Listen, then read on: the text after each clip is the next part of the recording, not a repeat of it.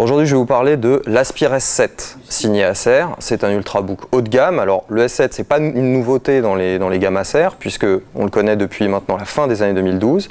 Alors, le boîtier a un tout petit peu évolué, et ce qu'il y a dedans, ça a bien changé. Premier point fort de cet Aspire S7, son écran. Il offre une très belle définition d'image, 2560 par 1440. Il est bien sûr tactile et il est très lumineux et bien contrasté. Deuxième point fort de cet Aspire S7, son design. Très léché, très réussi.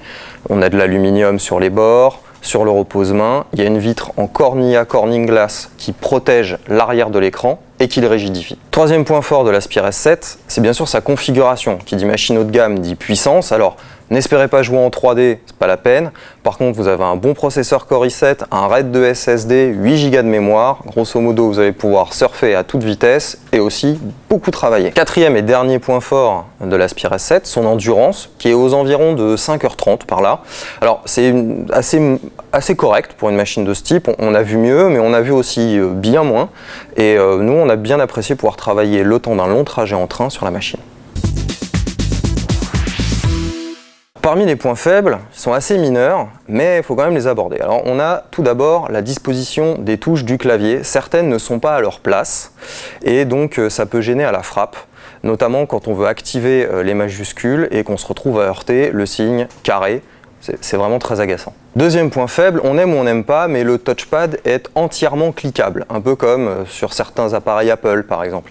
Alors personnellement, moi j'apprécie pas tellement, mais à la rédaction, il y a des gens qui aiment, donc question de goût, ça reste un point faible. Dernier point faible de l'appareil, la connectique embarquée.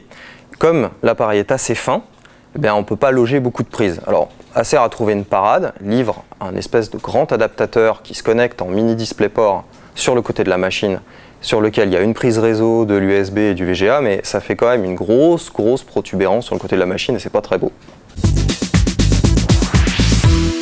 Cette version de l'Aspire S7 est vendue 1 500 €, comme nous le disions en introduction. C'est une machine très haut de gamme qui se classe 3e sur notre podium comparatif permanent qu'on pourra retrouver sur 01net.